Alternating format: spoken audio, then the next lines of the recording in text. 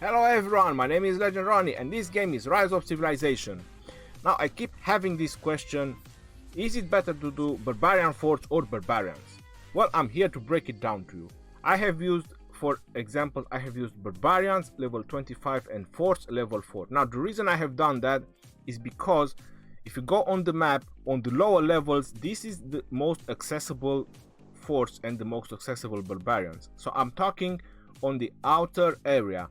Obviously, as you keep going deeper and closer to the temple, you get the level 5 forts, but I'm trying to do this for everything that is accessible to everyone. So the level 4 forts and Barbarians level 25, they are accessible to anyone into the game.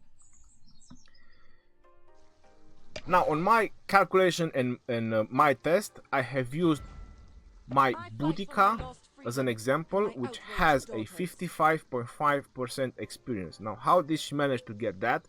That is 15% from the talents, 20% from her skills, then is 10.5 from alliance technology and 10% from the shrines. We have a shrine that grants 10% command experience. Holy Relic Sanctum, how would you like to call it? So there you go, 55.5%. That obviously, if you use Lohar, which you can add another 50%, obviously the experience is a lot more. I had to use something that everyone can have or everyone can use. Obviously Lohar is also available to everyone, but I have Boudica, so I used Boudica, I used her. Now let's see some reports, so see what we are talking about. So there you go, 3900 experience. Now I'm gonna do the calculation. How do you get to 3900 experience? Well, it's very simple. The base experience from the Barbarians is 2500, so I'm gonna go 5.5 times 100 times 2500, which is the base experience of, I have to find the percentage, how much is 55.5 out of 2500, 2500 being the base experience from the Barbarians, which is 1387, and then we add 2500, so it gets us to 3900. Now I'm gonna bring up a picture, which is this one, which I have done for this particular video. Barbarians level 25 and Barbarian Forts level 4. Now I know in action points it would be very hard, and I don't think anyone would actually want to spend that amount of time to do that exact calculations. The amount of action points, I put 150. So one Barbarian Fort is 150 action points. Using usual heroes or using a peacekeeper hero, you spend 150 action points doing 4 Barbarians. So with 150 action points, I put 4. This is just roughly numbers. Exactly numbers would have been very hard, because I know if you use a peacekeeper on the force is 140, so it's 10 action points less. If you use a peacekeeper, the cost for the action points goes down to 30. So at some point it's gonna be really cheap keep doing Barbarians, and with 150 you can do 5 Barbarians. I have to put 4, because when you leave your city is 40 action points, then it goes 38, 36 and 34. So I put roughly 150 for this particular testing. Now I have to go back to my calculator, because as I said, times 4. I'm gonna use even numbers, so the calculate so it doesn't give us too many numbers. Times 4,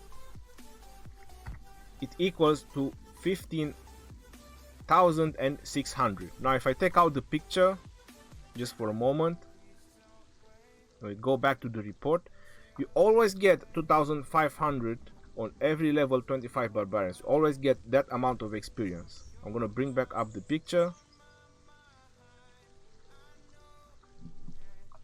Doing 4 Barbarians level 25 times 2500 experience, that is an extra of 10,000 plus 10,000. That is the amount of experience that you get using Boudica on level 25 barbarians, all together with the tomes. Now doing barbarians level 4 forts, I put a roughly number of 36,000. If we go back into the game and let me see some barbarian forts. This is a level 4 fort, then this is a level 3 fort, then this is a level 4 fort, which is 48. Then I'm not sure if there is another level 4 fort which I saved up. I'm not sure. No, there isn't. So I choose a roughly number 36. Okay, let's say 36.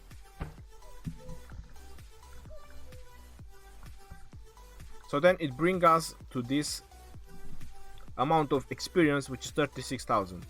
So obviously, if you use Lohar on barbarians, you can probably get more experience out of it, considering that at some point you use 30 action points, so you can actually do 5. So obviously the experience at some point is much higher using Lohar, but using Boudica or other Peacekeeper, you get more experience doing forts. Now we have to go to the resources part. Using a Peacekeeper, if you have that talent, you get 15% chests all the time. And I have to take out the picture again. And I can take the calculator out as well, because I don't no longer need it anymore. Alright, so I'm going back into the game. You're noticing that, for example, these barbarians, they grant me resources. Well, it's basically the same thing. Those chests, they grant you randomly resources. Level 1 resource pack C, which is this one. And if you do barbarian, if you do force, I put a roughly number. How much was it? 40. Let me bring up the picture. Yes, I put 40 chests on the barbarian force, which is probably a little bit too high. But if you do level 4, this is from a level 3. Let's go back again. I'm going back and forth, back and forth. If we do level 4, it's about 40. But we have to take in consideration the amount of damage that I have done. And that's why probably I got this many resources. So I put only 40 chests, because you might get probably even less than that, depending on the fort, or depending on the tier of the trophies that you get. But approximately I put 40.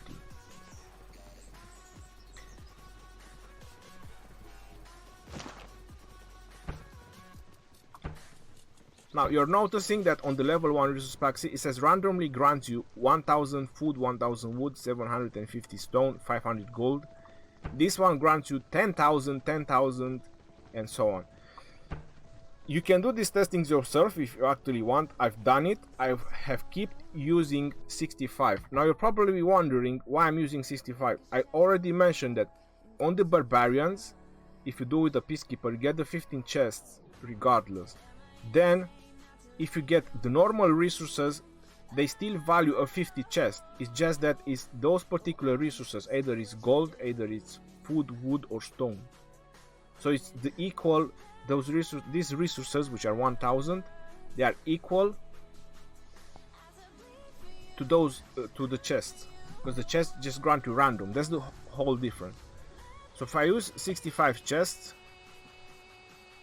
this is a roughly number. So that's 23, that's 48, that's 58, that's 60,000 resources. Now if I use 65 again, that's 39, 40, 42, that's 57. Alright, so if you keep using it, you get different numbers. Now this one is 40.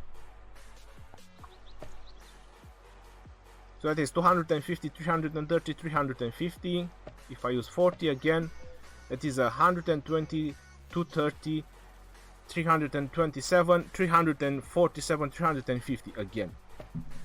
Alright, so let's go back to the picture.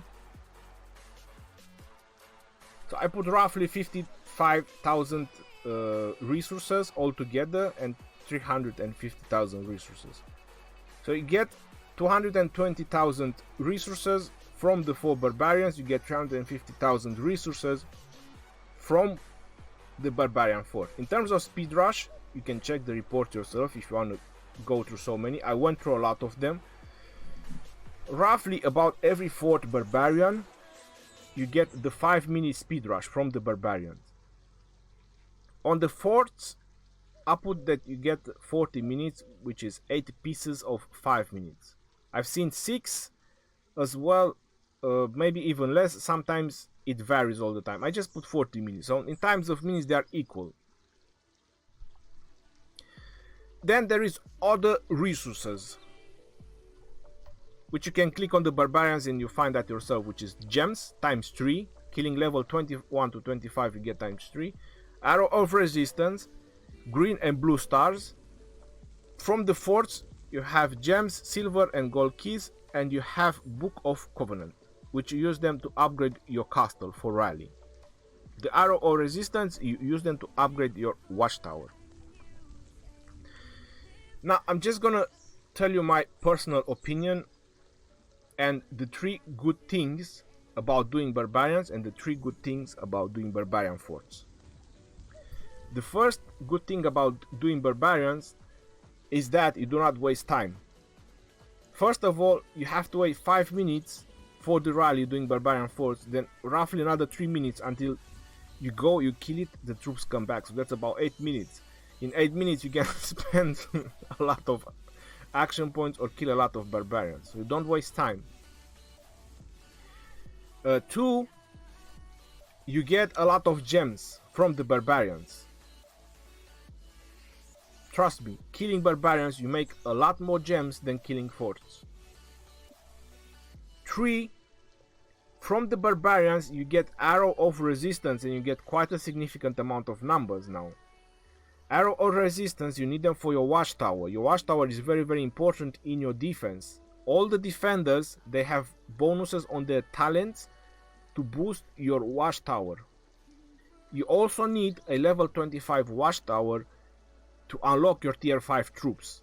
So this is your road of unlocking your tier 5 troops. So these are the 3 good things of killing barbarians. Now the 3 good things about doing forts. You definitely get a lot of resources from the chest. That's definitely a lot of resources. A certain amount of experience,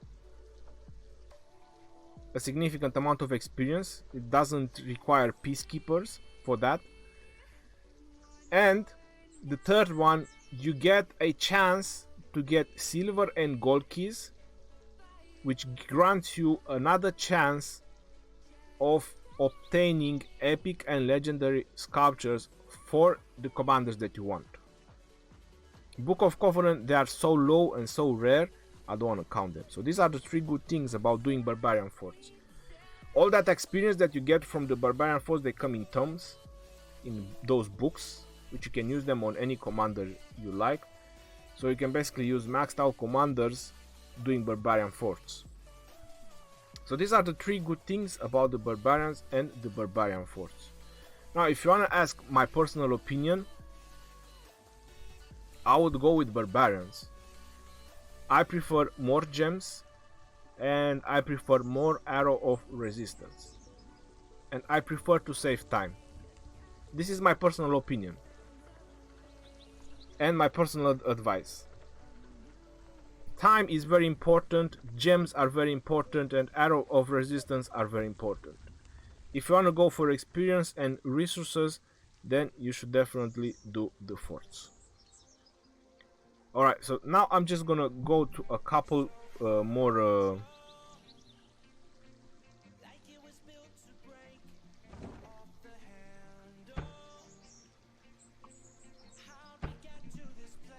battle reports or emails, or how would you like to call them. Alright, so there you go, 5 minutes, because I was talking about 1 minute, 30 gems, then you have another 5 minutes,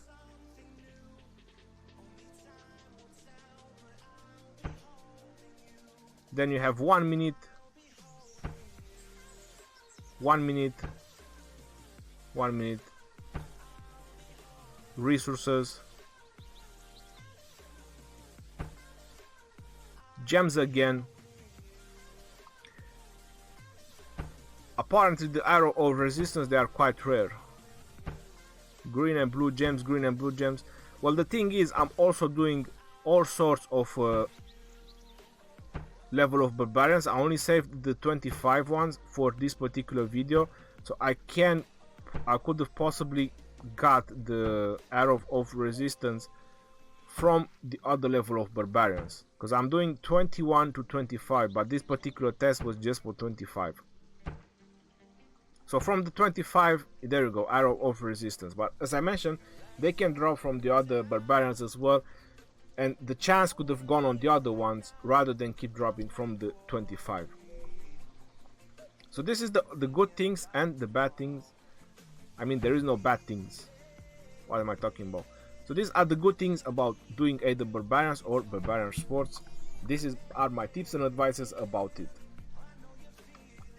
Also, you have to take in consideration that I was the rally leader on all my barbarian forts, so you can notice the amount of damage I've done on all of them. So obviously I obtained a higher tier of trophies. You can put in balance with the rewards that you get when you do barbarian forts, helping others, and you can find those results yourself. Alright, until next time, this is your boy Legend Ronnie signing off. That is too much. I spent a lot of time thinking and calculating and saving all these reports and all that. I gave you the 3 good things and the 3 good things from the other ones. Until next time, I'm signing out. That's it, no more. Merry Christmas, everyone.